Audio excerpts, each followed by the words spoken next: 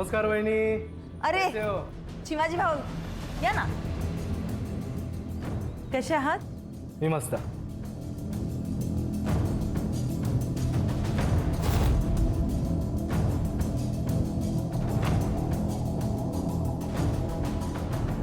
तुम्ही बसा ना, चाय पानी घ्या. मैं इनको बुला के लेके आती हूँ. हो.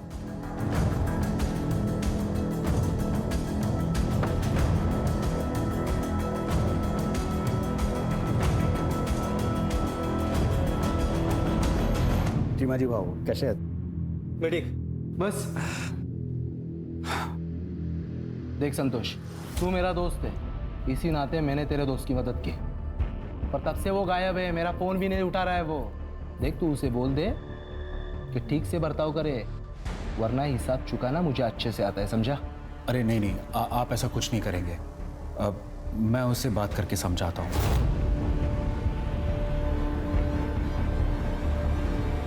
पवार साहब आ गए. नमस्ते. नमस्कार पवार साहब. नमस्कार नमस्कार. चले.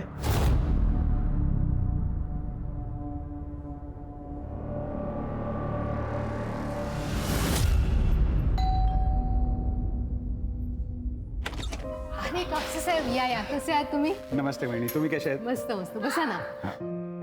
वन्या ए चल.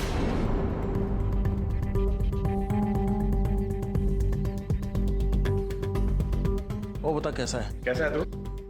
बड़ा सरदर्द है यार, पता नहीं कब पीछा छूटेगा इससे. तेरे प्रॉब्लम का सलूशन है मेरे पास. जरा बाहर आ. आता हूँ.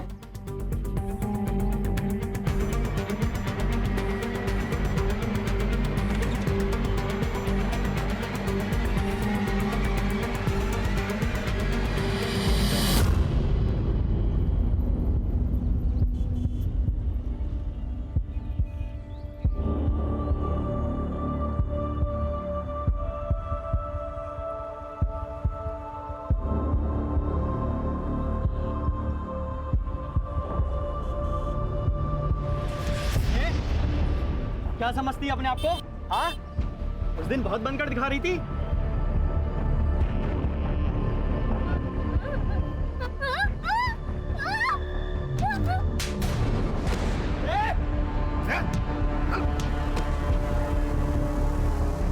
शर्म नहीं आई तुम लोगों को ऐसी घटिया हरकत करते हुए? और आप लोग भी क्या क्या खड़े खड़े तमाशा देख रहे? देखो, चलो मैं तुम्हें घर रहती थी वहां भी जाके पता करो. Okay sir. Yes sir. Rohini कल काम पे आई नहीं थे साहब. अरे पवार साहब. पवार साहब तो कुछ दिनों पहले कैंपेन चले गए और मृदुला मैडम 2 दिन पहले ही वैष्णो देवी गई. उन लोगों ने सब रोहिणी को कॉल किया था. रोहिणी का भाई उसके लिए फ़ोन पे बात करता था, लेकिन रोहिणी के भाई ने भी फ़ोन नहीं उठाया साहब. रोहिणी बहुत मेहनती लड़की थी, काम भी बहुत अच्छा करती थी और अपने भाइयों से बहुत ज़्यादा प्यार भी करती. एक माँ की तरह संभाला उसने अपने भाइयों को.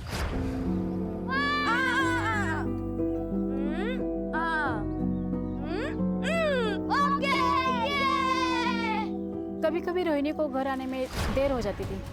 दोनों लड़कों को बहुत भूख लगती थी, इसीलिए रोहिणी ने एक तरीका निकाला था.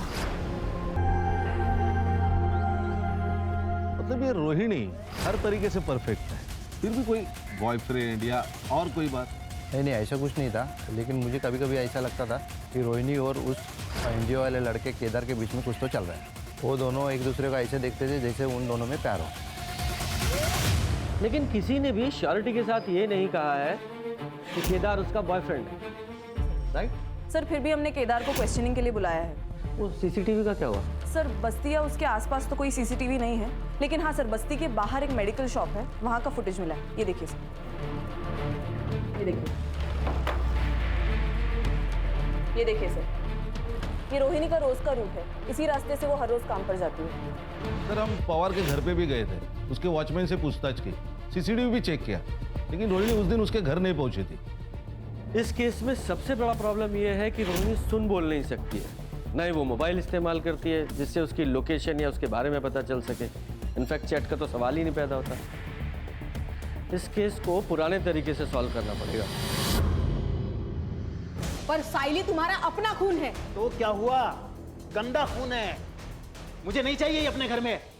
मुझे लड़का चाहिए, और नंदिनी को भी. प्रॉब्लम तुझ में है, साइली में नहीं। मतलब क्या है तुम्हारा? तुम्हारी पहली बीवी सुधा, जिसने साइली को जन्म दिया, और ये तेरी दूसरी बीवी नंदिनी, इसने भी एक बेटी को जन्म दिया, अदिति को। तो फिर तू सिर्फ साइली के बारे में क्यों बात कर रहा है? क्योंकि बोझ है हमारे ऊपर, गले में फंसी हड्डी है जिसे हम निकल नहीं सकते, इतने खर्चे हैं हमारे। और एक बात बताइए, ऐसी लड़की से शादी कौन करेगा? सही बात है। तुम दोनों को समझ रही हूँ, पर मैं तुम दोनों को वार्निंग दे रही हूँ, अगर साइली के साथ तुम दोनों ने कुछ भी गलत किया ना, तो मैं पुलिस में तुम्हारी कंप्लेंट करूंगी।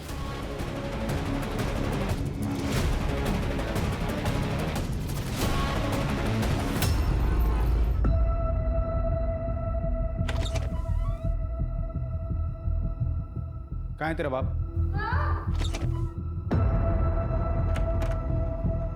मैं तुझे अभी भी बोल रहा हूँ, तेरी सारी मुसीबतों से छुटकारा पा ले, वरना तेरे को बहुत बड़ी प्रॉब्लम हो जाएगी। देख, जो ठीक लगे वो कर। मुझे इस प्रॉब्लम से छुटकारा चाहिए, बस।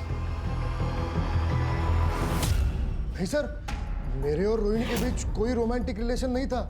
लेकिन पड़ोसियों ने तो तुम्हें रोहिणी का हाथ पकड़े हुए देखा था। सर, उन्हें कोई गलतफहमी हुई होगी। मैं तो बस उसे इमोशनल सपोर्ट देने की कोशिश कर रहा था, क्योंकि मुझे पता है सर, जो लोग बोल और सुन नहीं सकते वो खुद को दुनिया में अकेला महसूस करते हैं। हर्षा, भाई साहब तो बहुत होशियार है। क्या पीएचडी की है सब मामलों में? नहीं सर, एक्चुअली मेरे आई बाबा बोल और सुन नहीं सकते, मुख बधिर है, और अकेला ही होने के नाते मैंने बचपन से देखा है कि ऐसे लोगों को बहुत दिक्कत होती है। इसलिए सर, मैंने बचपन में ही सोच लिया था कि मैं ऐसे लोगों के लिए कुछ करूँगा। इसलिए सर मैंने एनजीओ ज्वाइन किया। तो मैं रोहिणी को कैसे तकलीफ पहुंचा सकता हूं सर? वो तो बहुत यकीन करती थी मुझ पे। भले ही मैंने पिछले 2 साल में कुछ खास नहीं किया उसके लिए, पर सर मेरी उस पर कभी गलत नजर नहीं गई। Trust me sir. ठीक है, फिलहाल के लिए ट्रस्ट कर लेते हैं, जा सकते हो, लेकिन रोहिणी की अगर कोई खबर मिले तो तुरंत हमें बताना। Okay sir.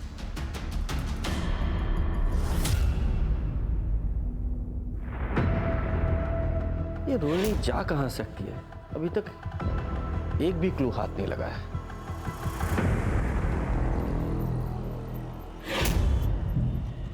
सॉरी, मुझे माफ कर दो। ये लो, तुम्हारे लिए। तुम्हें ये गुलाब और चाहिए? ये गुलाब वहां पर बहुत सारे हैं। चलें? चल आ, चल चल। ए, तू रुक क्यों गई? चल। अरे आगे मिलेगा, आगे चल। अरे रुक, सुन तो, अरे चल ना। सुन।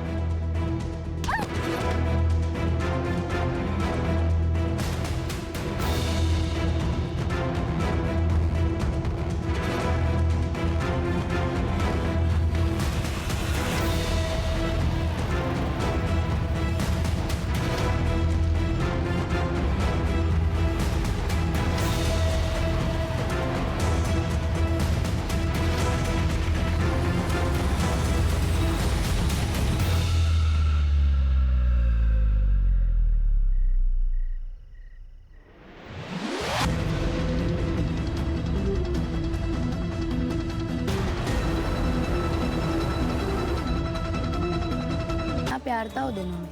कल रात को मैंने साइली को एक लड़के के साथ जाते हुए देखा था, मंदार नाम है उसका। तो मंदार का फोन बंद आ रहा है? हाँ सर, और ये मंदार उसके घर पर भी नहीं। उसके पेरेंट्स ने कहा 1 हफ्ते से गायब है। 1 हफ्ते से लड़का गायब है और माँ बाप को चिंता ही नहीं है कि कहाँ चला गया। सर, उसके पेरेंट्स ने कहा कि उनका लड़का आवारा है, दोस्तों के साथ कई दिनों तक गायब रहता है। सर, मैं एनजीओ गई थी रोहिणी के भाइयों के बारे में पता करने, तो ये एनजीओ तो 2 दिन पहले ही बंद हो चुका है। के अनुसार वो संतोष नाम के एक कॉन्ट्रैक्टर के साथ टच में था, और कोई बिजनेसमैन भी है चिमाजी नाम का। इन सबसे बात करनी पड़ेगी, हो सकता है कोई जानकारी हासिल हो। जी सर।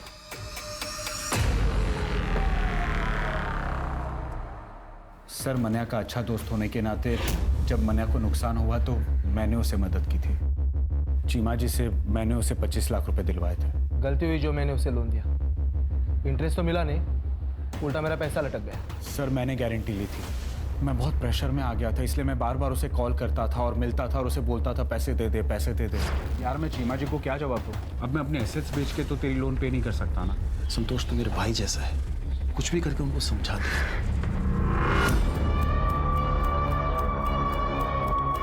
खान, इन लोगों के पास मोटिव तो है साइली को उठाने का, ताकि मनिया पैसे वापस कर सके। नजर रखना इन दोनों पे।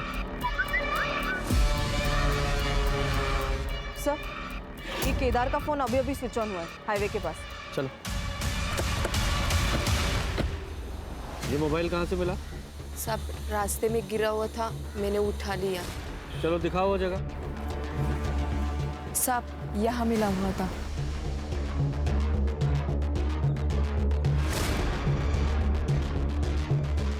ये बाइक यहाँ से किसकी पड़ी है? सर ये देखिए, यहाँ खून गिरा है। कर रहे? इस ब्लड का सैंपल लो और लैब में भेजो। सर। हाँ, चलो इस बाइक की डिटेल निकालो। सर, आरटीओ से इंफॉर्मेशन मिली है कि बाइक केदार की है। और जिस तरीके से केदार की बाइक हमें रोड के किनारे पड़ी मिली, ऐसा लगता है कि जब वो सायली या रोहिणी जिस किसी के साथ भी भाग। अभी भी ढूंढ रहे हो सर। सर, एक और बात, नंदिनी की सीडीआर से एक बात पता चली है कि नंदिनी संतोष के साथ टच में थी। इनफैक्ट सर, कुछ महीनों से उसकी लोकेशन भी संतोष के घर के आसपास थी। नहीं तो मैं क्यों संतोष के घर जाऊंगी? हाँ, बस 1-2 बार गई थी, वो भी मना के काम से। अच्छा, नहीं मुझे तो पता चला कि पिछले 2 महीने में 15 बार तुम वहाँ गई थी। ठीक है, कोई बात नहीं, मैंने से ही पूछ लेती हूँ। वही मुझे बता दे शायद तुम वहाँ क्यों गई थी। मैडम, वो मेरा और संतोष का अफेयर चल रहा है।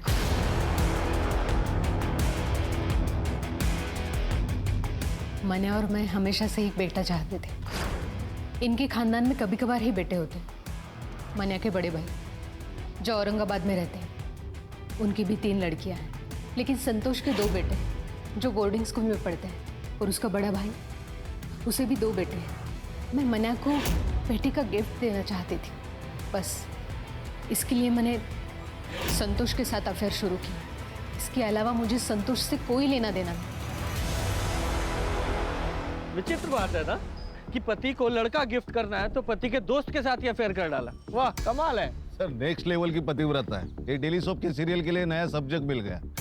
सर, रोहिणी की पीएम रिपोर्ट।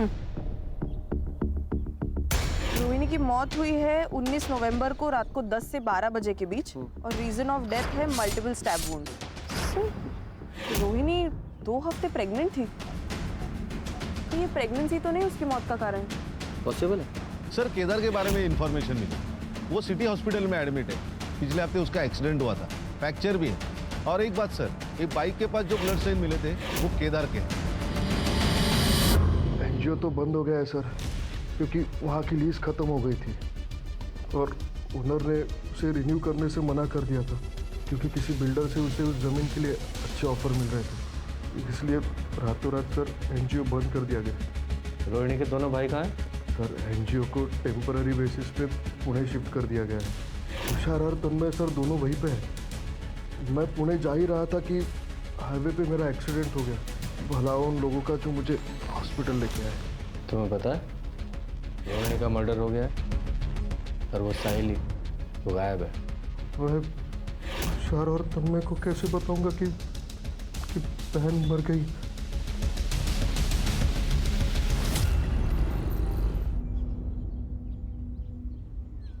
आलिस, कैसा रहा सफर? बहुत अच्छा। रोहिणी कहाँ है? आज आई नहीं क्या? रोहिणी तो तब से काम पे नहीं आ रही है जब से तुम वैष्णो देवी गई हो। पर अब तो पुलिस को उसकी लाश भी मिली है। क्या? पुलिस ने बताया कि रोहिणी का रेप और मर्डर हुआ है। ये तो बहुत बुरा हुआ अविनाश। आप किसी भी हाल में उसके कातिल को ढूंढवाओ और उसे सजा दिलाओ। अपने पूरे पावर का इस्तेमाल करो और उस बेचारी को इंसाफ दिलाओ। पुलिस जांच कर रही है, एक बार उसे पकड़ ले, फिर मैं पूरी कोशिश करूंगा उसे जल्द से जल्द सजा दिलाने की। सर, केदार सच बोल रहा था। पुणे पुलिस ने भी कंफर्म किया है कि एनजीओ टेम्पररी बेसिस के लिए वहां शिफ्ट हो गया। ये ईयरिंग्स पे लगे ब्लड को रोहिणी और साइली दोनों के ब्लड से मैच कराओ और लैब में भेजने से पहले इस साइली के पेरेंट्स को भी दिखाना। Okay sir. और चेक करो आसपास कोई सीसीटीवी है क्या, अगर है तो उसकी फुटेज निकलवाओ। Okay sir.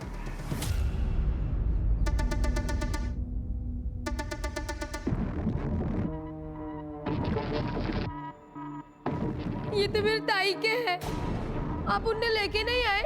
कहाँ है मेरे ताई? बेटा हम साइली को जल्द से जल्द ढूंढ लेंगे। प्रॉमिस? प्रॉमिस। सर, वो जो इयररिंग्स पे ब्लड मिला था वो रोहिणी और साइली दोनों के ब्लड से मैच नहीं होता।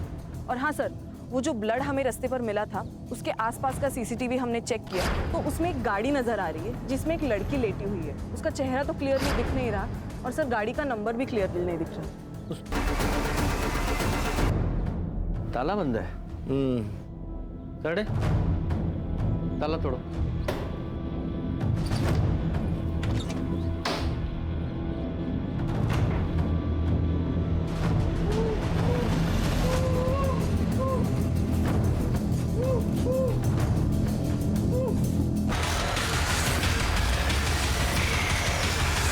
और जब मेरी आँख खुली तो मैं यहाँ था। मुझे नहीं पता कि मैं कितने दिनों से यहाँ पर हूँ। 1 हफ्ता हो गया तुझे। जब तूने साइली पे हमला किया था तब से गायब है तू, और तेरी वजह से वो मिसिंग है। मैं तो बस साइली का फायदा उठाना चाहता था। उसकी वजह से मुझे आरती और केदार ने थप्पड़ मारा, लेकिन सच में मुझे नहीं पता कि साइली कहाँ है। तुझे उस कार का नंबर याद है? नहीं, अंधेरे की वजह से मैं ज़्यादा देख नहीं पाया। सर कुछ हाथ नहीं लगा और कोई खबरबात भी नहीं। सर हमने पूरी तरह ट्राई की कि ये जानने के लिए कि वो गैराज किसका है, लेकिन कुछ नहीं सर। और वो एरिया भी पूरी तरह छान लिया, साहिल का भी कुछ पता नहीं। हाँ क्या सर? हाईवे के पास एक लड़की मिली है बेहोश हालत में और उसका डिस्क्रिप्शन भी साइली से मैच होता है। अच्छा, तुरंत वहां जाओ।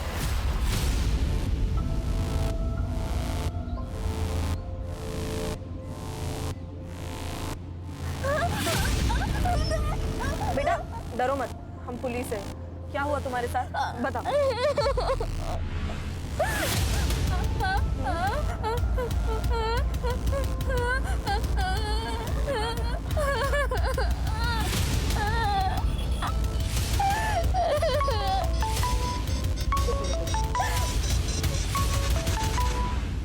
हेलो सर, हम साइली को मेडिकल टेस्ट के लिए लेके जा रहे हैं। और हाँ सर, हमें शायद केदार की मदद लगे। ये क्या कह रही है कुछ समझ नहीं आ रहा सर। Yes sir. सर, साइली की मेडिकल रिपोर्ट से तो ये बात क्लियर है कि उसके साथ मल्टीपल रेप्स हुए हैं। केदार? हाँ सर। सवाल पूछो सर। Yes sir.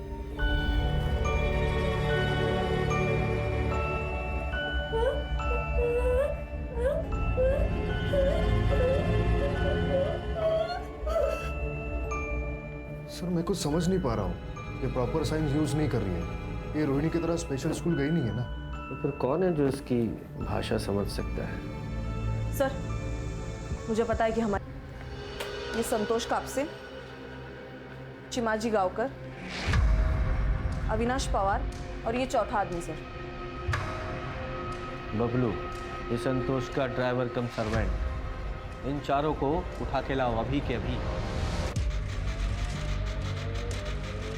तुम चारों खुद से बोलना शुरू करोगे या हम अपने तरीके से को बुलवाएं? बोलो। सर, हम तीनों ने इससे पहले भी अपने अपने घरों के मेड के साथ कई बार रेप किया है और फिर हम उन्हें अच्छे पैसे भी देते थे ताकि वो अपना मुंह बंद रखें। सर, हमें कम उम्र की लड़कियों के साथ रेप करने में हमें बहुत मज़ा आता है। और फिर एक दिन पवार साहब ने हमें एक मूक बधिर लड़की रोहिणी के बारे में बताया था। और सबसे बड़ी बात, वो किसी को बता भी नहीं सकती कि हमने उसके साथ क्या किया है। सर, बबलू मेरे भरोसे का ड्राइवर कम नौकर है। उसने रोहिणी को पवार साहब के घर जाने से पहले ही किडनैप कर लिया।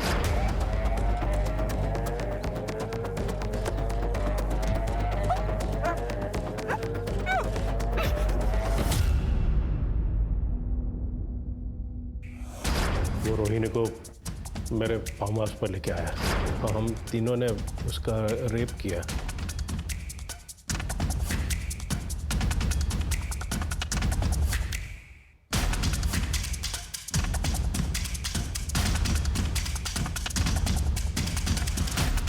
हमने बबलू को भी रेप करने दिया ताकि वो किसी को बता ना सके और अपना मुंह बंद रखे।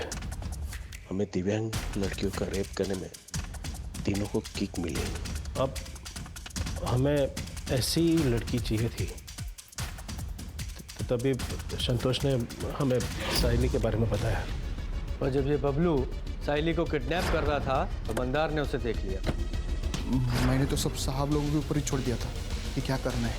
सर हम मंदार को मारने ही वाले थे कि आप सब उस तक पहुंच गए, इसलिए हम सब डर गए और साइली को छोड़ दिया। सर हमें लगा कि वो मुख बधिर है, किसी को क्या बताएगी। और उसी मूक बधिर लड़की ने तुम चारों हैवानों के चेहरे हमारे सामने ला दिए। रोहिणी के साथ क्या किया? सर हम रोहिणी से थक गए थे, फिर किसी ने हमें रोहिणी को मारने का ऑफर दिया। किसने ऑफर दिया? हाँ, मैंने ही अपने ड्राइवर की, ताकि वो मेरे और मन्या के खिलाफ कोई लीगल एक्शन ना ले, क्योंकि मन्या ने उनका पैसा नहीं लौटाया था, वरना हम घर बार सब कुछ खो देते थे। चिमा जी ने तो हमें और टाइम देने का वादा किया था, अगर हम उन्हें रोहिणी से छुटकारा दिला देते। तो तुम्हें पता था कि साइली को बबलू ने किडनैप किया है और वो सब लोग मिलकर उसके साथ क्या करने वाले हैं? मुझे बस इतना पता था कि साइली का हमारी जिंदगी से जाना हमारे लिए सबसे अच्छी बात है। सर केदार का जो एनजीओ है सहारा, उसे अब एक नई जगह मिल गई है, साइली का घर। मन्या ने खुद अपने मन से उसका घर एनजीओ को दे दिया, वो भी फ्री में। और ये एनजीओ साइली को भी मदद करेगी और इसमें आदित्य हाथ बटाएगी। और एक केदार, ये भी बहुत खुश है सर। हमें अपनी सोसाइटी में केदार जैसे लोगों की जरूरत है ताकि आगे जाके पुलिस को भी हेल्प हो। सही कहा सर।